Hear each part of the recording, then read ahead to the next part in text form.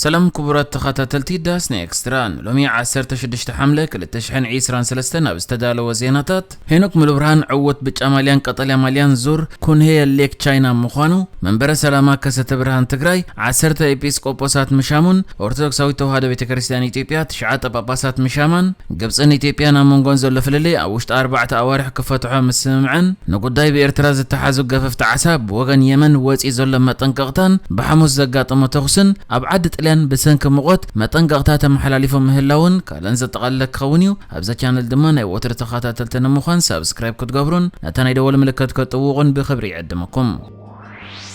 شامبيون قدم افريقيا 2022 كم دما 2023 ايرتراو تقدماي ايطالياويت غانتا جرين بروجكت بارديان هينوك ملبرهان اب تشاينا ابستخايده شومنته مدرخات زلو كون هي ليك تبايل اب زفلط وددر تعواتي بچان قطاليان ماليا بمخوان وددر زازيمو هينوك ملبرهان كابز شومنته مدرخات اب شدشته مدرخات مسقدمو شوعات خوينو وددرو كزازم كيليو بفوليت ماليا ابستخايده شوعيت مدرخ كاب قصبته وددر نمقدادمتو راحرحيوان بمئتاو نتا بنت بقدماين زخونه تقدماي توهب قطاليا ماليا مولو بمولو او حيسوايو نابزلو مستخايده مزازمن شامناين مدرخ زاتو هنوك نقطاليا ماليا كابسال ساي مدرخ جميري حيزوا صنيحو هنوك مولو برهان تمالي قدماي بموصا بچا ماليا مسؤراغاوي انطونيو فوغونديز زنبرو نا غزي فللي ناب سلسته كاليت بموراديو نامنايلو مدرخ زاتو لومي ابستخايده شامناين مزازمن مدرخ هنوك مولو برهان بل 10 حموشته بموصا نوراغاوي انطونيو فوغونديز قديمو سلازا أتوه نتابع 75 نقطة بزو حسا قطاليا ماليان نبتش ماليان دري بقعوة لنك إلو أنطونيو فوغونديزن هنوك ملبرهانن نود الدرم بسلاسان حدن ساعتن 14 دقيقة 50 كلتن كاليتن بمعرى يوم زازي ممو انتقونا هنوك نمو دردرتو بنطبن بمعلتن سلازبالوصو كلتا ماليا كونن يخيلو هنوك ملبرهان ماليا أنبسا عغبتون بعسر سلسة نقبي سالساي كوينو وددرو بمزام سلسة كزي أبوديوم كديب كيليو عود أنبسا عغبت كوينو بعسر شومنت نتبز تعوتون ودغانتو هنوك ملبرهان نوري علاسيو هنوك ملبرهان زواد درله جرين بروجكت باردياني نتنابتو درس تساتفا عسرا غانتات بمبلاصه زبلصت غانتا توددر كوينا وددر زازيما هنوك ملبرهان لوم عامت بزدنق بقعات نزر رواندا كمستعوتو للذكر كوينو بحفشا ابزا غنا زي تزازمت عامت 62 معلتات بموددر 9303 كيلومتر زويرو شومنت 264 نطبي نعون هاغورن اوالي لله العلوي بيت كهنت منبر السلامة كسته برهان بيت كريستيان أرثوذكس توهادو تግራይ أوشت عدن وصاين زغلغلو 10 ኤጲስቆጶሳት كم شما أفليتو تلفزيون تግራይ على فيسبوك ገጹ ኣብ ዝዘርግሖ ሓበሬታ እቲ በዓለ ሽመት ሎሚ 16 حمله ኣብ መንበረ ፓትርያርክ ገዳም ቅድስት ማርያም ይተኻይዶ ኣብቲ ኣብ መንበረ ጽዮን ማርያም ኣክሱም ዝተኻየደ ስነ ስርዓት ሽመት ኤጲስቆጶሳት 7 ካብ ሃገራት ወጻኢ ዝርከቦም 26 ሕጽያት ተሳቲፎም ብተወሳኺ 101 ምረስቲ ድምጾም ከም ዝሃቡን እቲ መስርሕ ምርጫ بسلامون منفساون أجابب كم زت خيادن إتمعكن حبيرا بمسرة إتستخياد مرج أدمة مجابه حديث قمص أبا سلام ماركوس ملأك جنة قمص أبا هايل ميكال أرجاي ليك آلاف قمص أبا ستيفانوس نبورة قمص أبا محارهابتن قمص أبا إلياس تادس جبر خيران أب تجري كقولجلو زتمرص إبيسكوبوسات يوم أبتن وصايها جرات زقولجلو نمرز استسالت أدمسي قوس أرادمة قمص أبا سرق أبا برهان ولد ساميل زركبوم حموشت ኤጲስቆጶሳት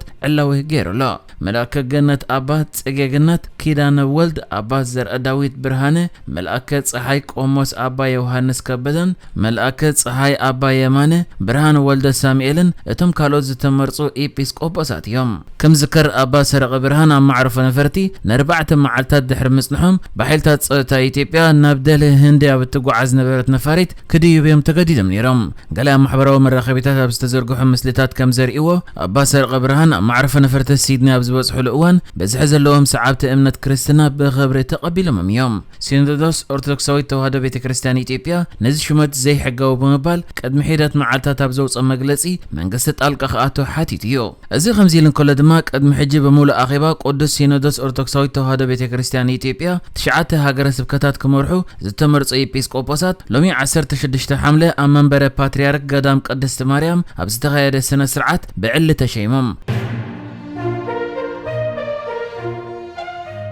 ኢትዮጵያን ግብፅን ብጉዳይ ፈለግ ናይል ዘልዓለ ግጭት ንምፍታሕ ዝጀመረ ዘተ ኣብ ዕፁ ማዕጾ ድሕሪ መብጽሑ ዳግማይ ከካይድኦ ተሰማሚዐን። ፕሬዝደንት ግብፂ ዓብደልፈታሕ አልሲሲን ኢትዮጵያዊ መዘኖ አብይ አሕመድን ብሐሙስ በአካል ኣብ ዝገበሮ ርክብ ጉዳይ ፈለግ ናይል ኣብ ውሽጢ 4 ወርሒ ብዘተ ክፈትሕዎ ምዃኖም ኣፍሊጦም ኣለዉ። ኣብቲ ሓበራዊ መግለጺ ኢትዮጵያ ናብ ሱዳንን ግብፅን ዝፈስስ እጃም ወሓዚ ማይ ንኸይትዕምጽ ቃል ምእታዋ ተጠቒሱሎ። ክልቲኦም መራሕቲ ኣብ ርክቦም ብቆጠባ ፖለቲካን ባህልን ዝያዳ ጥምረት ክፈጥሩ እንተኽኢሎም ክልቲአን ሃገራት ዝህሉ ምትእማን ስለ ዝዓቢ ነቲ ዞባ ብሓፈሻ ምዕባለ ኣብ ምምጻእ ዕዙዝ ተራ ክህልዎ ኢሎም። ቀዳማይ ሚኒስትር ኢትዮጵያ አብይ አሕመድ ትማሊ 15 ሓምለ ኣብ ዝሃቦ መግለጺ ምስ ግብፃዊ መዘኖ ዝበጽሖ ስምዕ እቲ ዘተ ኣብ ውሽጢ 4 ወርሒ ክዛዘም ከም ዝተሰማምዑ ብምርግጋጽ ኣብ ካልእ ጽላታት ቆጠባ እውን ብሓባር ክሰርሑ ምዃኖም ኣመልኪቱ። ንሱ ብተወሳኺ ኢትዮጵያ ንወሓዚ ፈለግ ናይል ብምግባት ንሱዳን ኮነ ግብፂ ክትሃሲ መደብ የብላን ክብል ደጊሙ ቃል ኣትዩሎ። ሚኒስትሪ ሃብቲ ዓሳ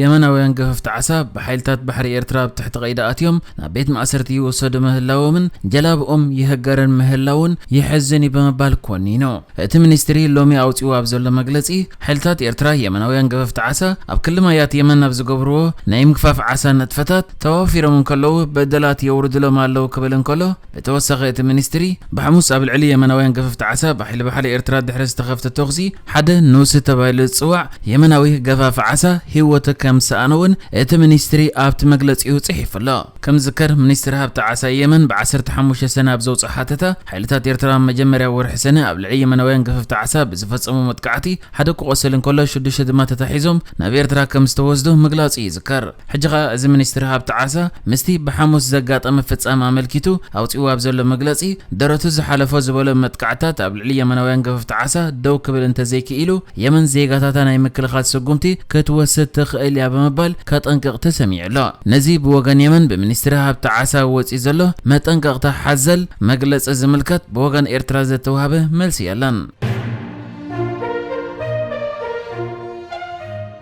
ደቡባዊ ኢሮጳ ብብርቱዕ ሙቐት ኣብ ዝጽልወሉ ዘሎ እዋን ኣብ መላእ ዓዲ ጣልያን ኣብ ዝርከባ 16 ከተማታት ተሪር መጠንቀቕታ ተዋሂቡ። ተሪር መጠንቀቕታ ንጥዑያት ሰባት ከይተረፈ ሓደጋታት ዘመልክት እዩ። እቲ መጠንቀቕታ ንዝቕጽሉ መዓልታት ኣብ ሮማ፣ ፍሎረንስ፣ ቦሎኛን ካልኦት መስሕብ በጻሕትን ዝምልከት እዩ ተባሂሉሎ። መንግስቲ ዓዲ ጣልያን ኣብተን መጠንቀቕታ ዝተዋሃበለን ከባቢታት ዝርከቡ ነበርቲ ካብ ቀጥታዊ ብርሃን ፀሓይ ክርሕቁን ከምኡውን ንኣረጋውያን ወይ ተቓላዕቲ ሰባት ፍሉይ ክንክን ክገብሩን መኺሩ። ኣብ ዝመጽእ ሰሙን ኣብ ኢሮጳ ዝያዳ ልዑል ሙቐት ክህሉ ትጽቢት ይግበር። እዋናት ብርቱዕ ሙቐት ኣብ ውሽጢ ተፈጥሮኣዊ ኩነታት ኣየር ዝኽሰት እኳ እንተኾነ ብዓለም ደረጃ ግን ብሰንኪ ምውሳኽ ሙቐት ዓለም ዘደጋገም ዝያዳ ጽዑቕን ነዊሕ እዋን ዝጸንሕን እናኾነ ይመጽእ ኣሎ። እዚ ከምዚ ኢሉ እንከሎ ግሪክ ኣብ ዝሓለፈ መዓልታት 40 ዲግሪ ሴልሺየስ ወይ ልዕሊኡ ዝኾነ ሙቐት ኣጋጢምዎ ጸኒሕዮ። ኣብ ኣቴንስ ዝርከብ ኣክሮፖሊስ ዝተባሃለ ኣብቲ ሃገር ዝበዝሐ ተፈታዊ መስሕብ በጻሕቲ ዓርብን ቀዳምን ልዑል ዋዒ ኣብ ዘለዎም ሰዓታት ተዓጽዩ ነይሩ። ቀይሕ መስቀል ድማ ንበጻሕቲ ጽላልን ማይን ቀዳማይ ረድኤትን ክህብ ይጸኒሑ። ብፍላይ ኣብ ብርቱዕ ንፋስ ዘለዎም ከባቢታት ዝያዳ ሓደጋ ባርዕ ጫካ ከይፍጠር ስግኣት ሓዲሩሎ። ግሪክ ኣብ 2021 ብሰንኪ ፍሉይ ማዕበል ሙቐት ዓብይ ባርዕ ጫካ ኣጋጢምዋ ከም ዝነበረ ይዝከር። ንሕጂ ዝተዳለወ ዜናታት እዚ ነይሩ። ብካልእ ክሳብ ንራኸብ ሰላም ንዓኹም።